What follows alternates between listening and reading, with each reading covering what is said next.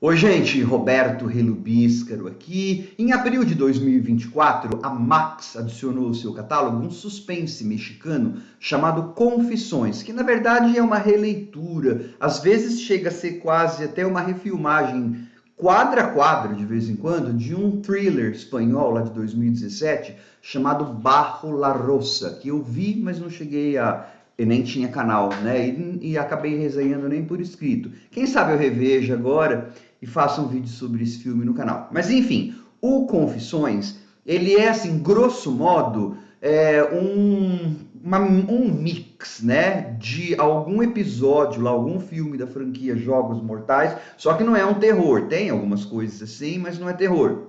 É assim, no sentido de lá você tem pessoas que têm pecados e vão ter que pagar esses pecados fazendo alguma coisa dolorosa ou humilhante. E uma mistura disso aí com algum filme do Michael Haneke, aquele diretor austríaco, Funny Games, talvez, e com alguns toquinhos, especialmente no que diz respeito à cinematografia, o jeito que eles fazem a casa, né, parecer, um pouquinho de Parasita, né, eu senti também essa coisa. Ele é um filme que ele é um suspense que eu não senti tensão, eu senti mais choque, né? Assim, as revelações são para chocar. Sei lá, para mim não chocou muita coisa, mas vamos lá, depois eu vou explicar, né, por que não senti tensão no filme. Mas eu assisti de boa. Antes disso, eu gostaria de convidá-los a se inscreverem no canal Robertando, curtir os vídeos, compartilhá-los, agradeço bastante. É assim, começa com estabelecendo como que é a dinâmica daquela família de classe média alta da cidade do México, né? Que tem o pai que é dentista, a mãe que é uma arquiteta e professora universitária, um adolescente de 18 anos, prepotentezinho e estouradinho, né? Que vai viver os momentos mais estúpidos do filme, para variar, e uma menininha adorável. Tá? Bom, essas quatro pessoas moram numa casa, num sobrado super high-tech, super clean. Você vê que tem uma cruz no comedor, lá na sala de jantar, então eles são católicos, não sei o quê. Eles têm aquelas empregadas que estão na casa faz 200 anos e que é assim, você percebe que o marido trata com indiferença, é aquela polidez indiferente, e que se puder explorar, explora mesmo, né? A mãe também parece ser simpática, mas, né, o garoto já é bem hostil, e aí, é claro, essa mulher, essa empregada tem uma forte ligação com a menininha. Bom, o garoto teria que deixar essa menininha na escola, só que aí ele deixa um pouquinho antes da escola para poupar tempo e ela é sequestrada. E só que o sequestrador, ele não quer dinheiro, ele quer que as pessoas, alguém daquela família, né, papai, mamãe ou filhinho, tem um grande segredo e ele quer que essa pessoa confesse este grande segredo. Como ele faz isso? Bom, ele sequestrador, vai para casa deles à noite. Então a gente vai ter um filme em que você vai ter, em um mesmo cenário, supostamente deveria ser claustrofóbico, quatro atores: o sequestrador, o papai, a mamãe e o filhão. A filha está sequestrada e a empregada doméstica, você vai ver que na verdade é assim, é um despiste, pode ser um despiste, e acaba sendo uma vontade do filme mais de estabelecer como que é aquela família, né? Porque o filme quer ser social, ele quer discutir classe social, ele quer discutir nepotismo, só que na verdade ele não consegue discutir tudo isso. Beleza, então aí as nossas personagens, uma a uma, numa estrutura que fica um pouco repetitiva, tal, vai contando o seu pecadilho. Cada um dos três lá tem um pecadilho, mas nenhum dos três pecadilhos que são revelados são a grande confissão, tá? Eu tinha assistido um filme com uma desses intérpretes, então logo eu falei, acho que quem tem o segredo é blá. Vou fazer até um spoiler, porque na verdade é um filme que eu vou recomendar, mas eu vou avisar, tá? Aí, então, o que aconteceu? Eu não senti tensão, eu senti vontade de escandalizar. Só que, sei lá, né, se em 2024 homossexualidade e pegar dinheiro extra de paciente, isso choca ainda, será? Nossa, só se for tio do Zap, né? Eu não sei. Mas, enfim, tudo bem. Só que eu não expliquei ainda porque eu achei que não tem tensão.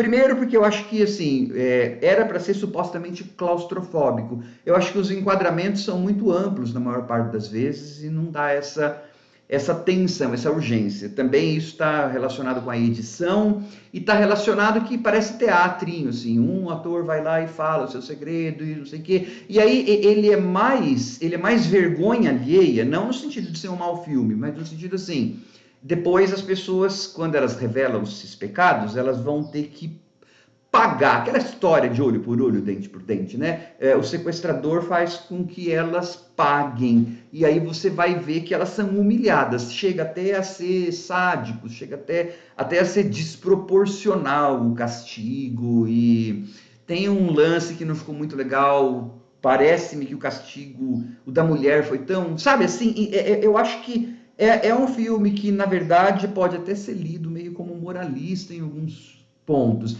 E o sequestrador também, e aí não é uma falha do ator, gente. O sequestrador, ele é muito ameno, ele é muito... Tem umas horas em que ele ameaça, mas ele é muito ameno para ter me gerado tensão. Você fala, então, como isso não é um problema do ator? Depois, na revelação final, quando a gente descobre quem que é que está fazendo isso, aí você vai entender por quê.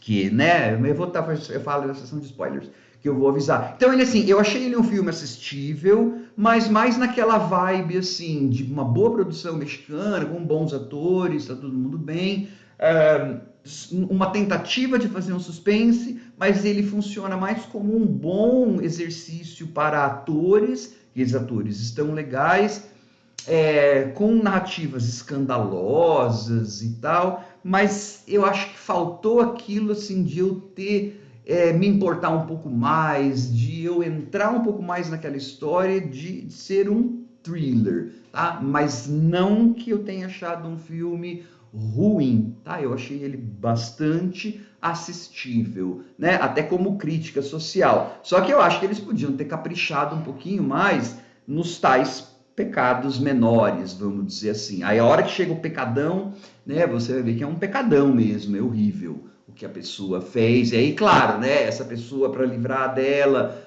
deixou que 2 membros de sua família fossem super humilhados, aí, né, e tudo isso vai estar dado no filme, tá bom? Então ele, assim, ele vale a pena. Eu não fiquei entediado, nem nada, mas eu acho que podia ter tirado um caldo mais de suspense, mais de thriller. Eu queria ter ficado mais com medo. Talvez, porque teve uma hora que até que tem uma mutilação lá que eu acabei dando meio que risada.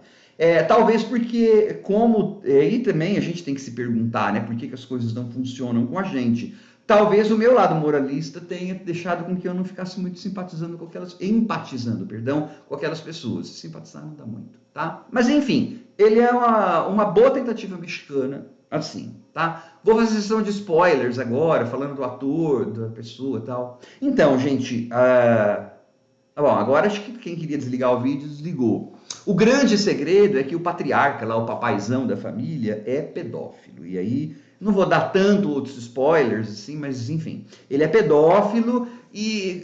Só que esse ator, ele é ótimo, é o Luiz Gnecco, eu não sei pronunciar, é Gnecco, não sei se é assim. Ele é chileno e ele fez um filme em que ele era um padre pedófilo há alguns anos, e que esse filme, O Bosque de Caradima com K-A-R-A, porque era o nome do padre lá, é uma história real que aconteceu no México, um padre que abusou de um monte de gente, e esse filme tinha na Netflix, esse filme eu resenhei, né? Aí quando eu reconheci o Luiz Gnecco, eu falei assim, é o padre lá, Fernando Caradima, do Bosque de Caradima, eu falei, ele era pedófilo lá, vixe, será que ele vai ser pedófilo aí? Será que ele, né, que vai ser o cara que tem o grande segredo? Mas não deu outra, tá? Era esse cara, tá? E aí, é um filme que eu quero recomendar, mas aí como eu queria...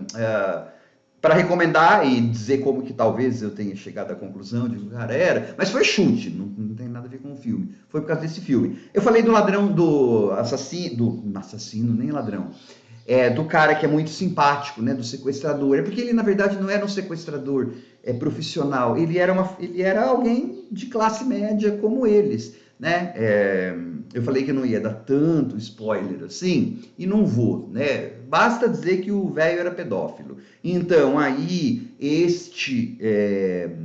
cara que estava sequestrando era tinha ligação, né, com essa história no lado pior da coisa. Então, daí, ele não era alguém que era um bandido, vamos dizer assim, profissional. Ele era um cidadão normal. Então, eu acho que o ator, ele fez bem. É assim, ele era um cara que queria se vingar, mas ele era um cara, entre aspas, como eu, como qualquer outro, um cara comum, né? Então, aí por isso que ele não deu esse ar de vilão, malévolo e ameaçador, né? Eu acho que o problema, de novo, ele está no roteiro, né? Na forma de condução da direção, da edição, tudo mais, né?